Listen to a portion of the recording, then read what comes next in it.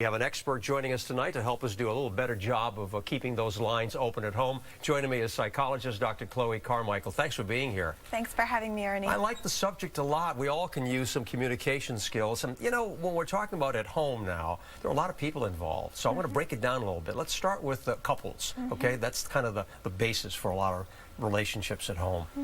Well, with couples these days, a lot of, two working families, people are really hectic. So something that can be nice to help couples recenter and talk at the end of every day is what I call the high-low game. So at the end of the day, you and your spouse each tell each other what was the high point and the low point of your day. Yeah, that's pretty good. I mean, that sort of keeps it current and connected to knowing exactly what's going on in your life every day. I like that instead of losing time. That's good advice. Let's talk about children. You know, we both are very familiar with kids, and you're a new mom too, especially. When it comes to children, you know, there are different ages that you have to work at and trying to maintain a certain balance.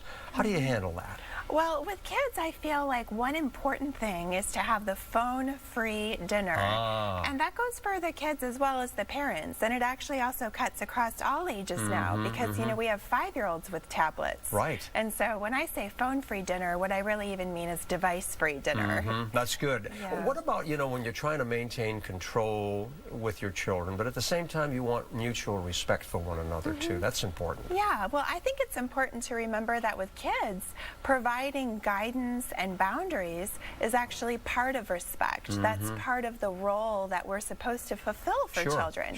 So when we can do that in a loving way, in a consistent way, and also pepper in lots of love and praise and affection, then the whole thing works really well. Okay, quickly, there are two other groups. Let's talk about relatives, right? And parents are usually very close to your family. Yeah, talk about communication skills there. How do you handle it? Yeah, with parents, I think that it's important for the family unit, the husband and wife, to let their mom and dad know how much they really appreciate that input and to have that older generation around. Right. But at the same time, the husband and wife have to make it really clear that this is their home and their household. Yeah. And so when, maybe the in-laws are trying to say plan out the holidays, a handy phrase can be, let me check with my spouse. Oh, that's smart. Mom, that's a great idea. Let me just check with my husband.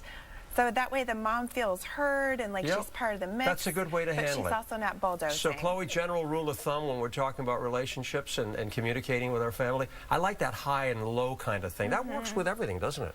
It does, it does. The high and low is great. Another way that you can think about it sometimes is when you're listening to someone to ask, what does this person need from me right now? Because that keeps you focused on their needs, but also reminds you of your own value. Good stuff. Good communication skills. Dr. Chloe Carmichael, thank you so much for joining us. Thanks for having me. Thanks for being here.